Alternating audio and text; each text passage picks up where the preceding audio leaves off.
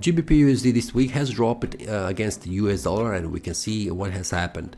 Started the week here at this resistance level, also the supply zone. The price dropped down and reached 1.262 price level, which is a great support, and the price bouncing from this price level, returning back up around 1.27814. From there the price bounced back down, and currently what we can see, the price is stopped just in between this resistance and this support level. So we can see this is the price is touching this area for the second time. This is the first one, and now this is the second one. And also what we can see here, the price is touched this resistance first time, second time, and now third time.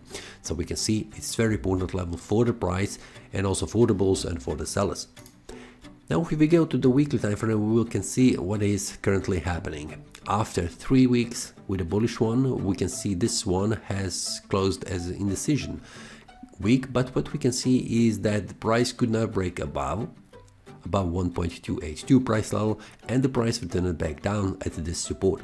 So what we can see, the price is confirmed this support for the second time. First one is this one, now this is the second one, and also the price could not close the week below these two candles. Now let's go a little bit closer. Could not close below this one, and also could not close above. So we can see it is hard for the price and also for the bulls, for the sellers to find their way and push in their direction. If we go to the monthly, we can see that the previous month has closed as a bullish one, and also the price has made a breakout to the upside. What we can see here, very important level.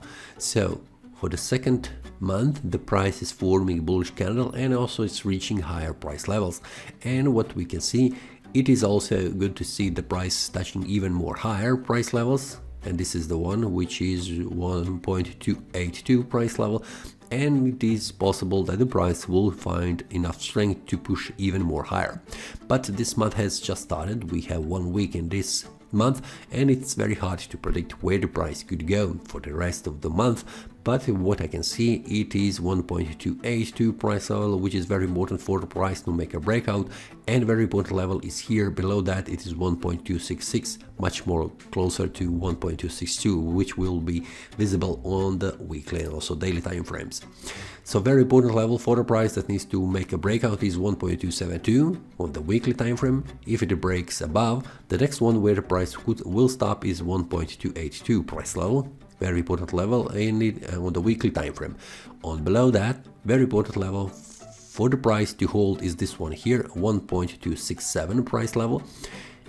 And if the price breaks below that, the next one where the price could go is this one here, very close to support level, 1.26.